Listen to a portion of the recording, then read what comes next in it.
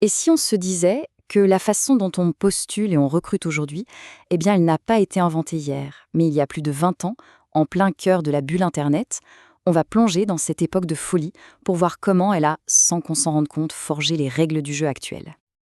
Alors remettons-nous dans le contexte. On est en 2001.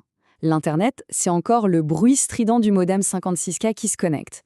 Le téléphone portable, son top du top, c'est de jouer à Snake. C'est vraiment le cœur bouillonnant de la bulle Internet, une période d'ambition folle et d'innovation à tout va.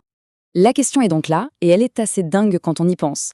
Comment ces entreprises, avec des outils qui nous semblent aujourd'hui presque préhistoriques, ont-elles pu monter des équipes à une vitesse absolument fulgurante? C'est ce mystère qu'on va décortiquer ensemble.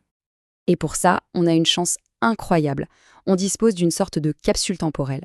C'est un document de recherche français, daté de 2001, qui a analysé précisément le défi monumental auquel ces entreprises étaient confrontées.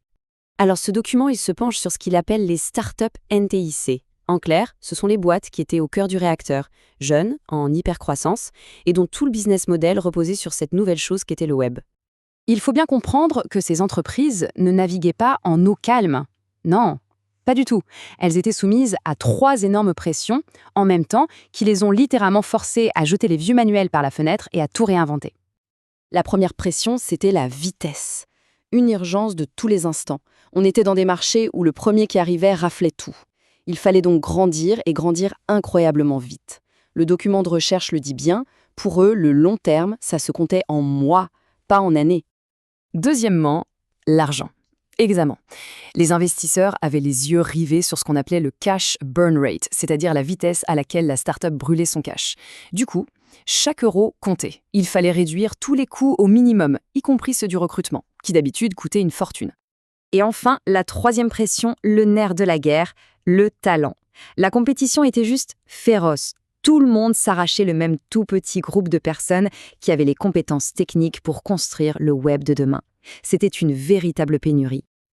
Alors, face à ce triple mur, qu'est-ce qu'elles ont fait? Elles ont paniqué? Non. Elles ont innové. Elles ont dû créer de toutes pièces un nouveau manuel de recrutement, une nouvelle méthode, pensée pour contourner ces obstacles et construire des équipes plus vite que jamais. Et leur stratégie, elle est limpide. Elle se déroule en 3 actes. D'abord, on change la cible, ce sont les joueurs. Ensuite, on change de lieu de chasse, c'est le terrain. Et enfin, on change la manière de convaincre, c'est la conclusion. Voyons ça de plus près. Premier acte, les joueurs. Le graphique est sans appel. On voit bien que les startups ne pêchaient pas dans le même étang que les entreprises classiques. Elles se concentraient à fond sur les profils tech et commerciaux. Et surtout, elles visaient des jeunes, très diplômés, peut-être avec moins d'expérience, mais jugés bien plus agiles et adaptables. Bon, maintenant qu'on sait qui chercher, il faut savoir où les trouver. Et là, c'est un changement de paradigme complet. On oublie les annonces dans le journal, c'est beaucoup trop lent, beaucoup trop cher. Le nouveau terrain de chasse, c'est le web. Et les chiffres, ils parlent d'eux-mêmes. C'est un véritable raz-de-marée. Regardez, presque 96% recevaient des candidatures par email. Les sites d'emploi spécialisés, les réseaux, le propre site web de l'entreprise, c'était ça la nouvelle norme. À l'inverse, la presse papier ou les agences publiques étaient complètement à la traîne. Tout était une question de vitesse et de coût. Et on arrive au dernier acte, la conclusion. Une fois le talent repéré, il faut le convaincre. Et pour ça, les startups sortaient l'artillerie lourde. Non seulement le salaire de base était plus élevé, mais regardez la marge de négociation. Elle était bien plus large. Ça donnait beaucoup plus de souplesse pour séduire les meilleurs profils. Mais l'argent cash ne faisait pas tout, loin de là. L'arme secrète, le vrai game changer, c'était ça, l'actionnariat. Plus de la moitié des annonces de startups parlaient de stock options. L'idée, c'était de ne pas juste offrir un salaire, mais une part du gâteau, un véritable enjeu dans le succès de la boîte. C'était un argument absolument massieux. Et le coup de grâce de cette stratégie, c'était la vitesse de décision. En moyenne, seulement 2,2 entretiens. C'est incroyablement peu. L'objectif était simple, faire une offre avant même que les concurrents aient eu le temps de faire un premier retour au candidat. La vitesse était une arme. Alors, ce manuel de recrutement, il semble parfait, n'est-ce pas? Rapide, peu coûteux, efficace. Oui, mais attention, il y avait une contrepartie, un risque, un équilibre très très délicat que l'étude de 2001 a parfaitement identifié. Et voilà l'avertissement principal de l'étude. Cette obsession de la vitesse, ce besoin vital de grandir, a souvent pris le pas sur le besoin, tout aussi vital, d'embaucher les bonnes personnes. C'était un pari énorme, un risque mortel pour des entreprises dont le seul capital, au fond, c'était les gens.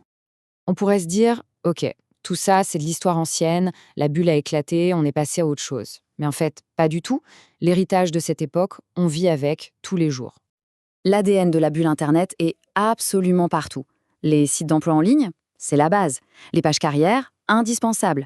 La vitesse comme argument de recrutement, c'est un standard. Le tri des CV par des logiciels, on y est.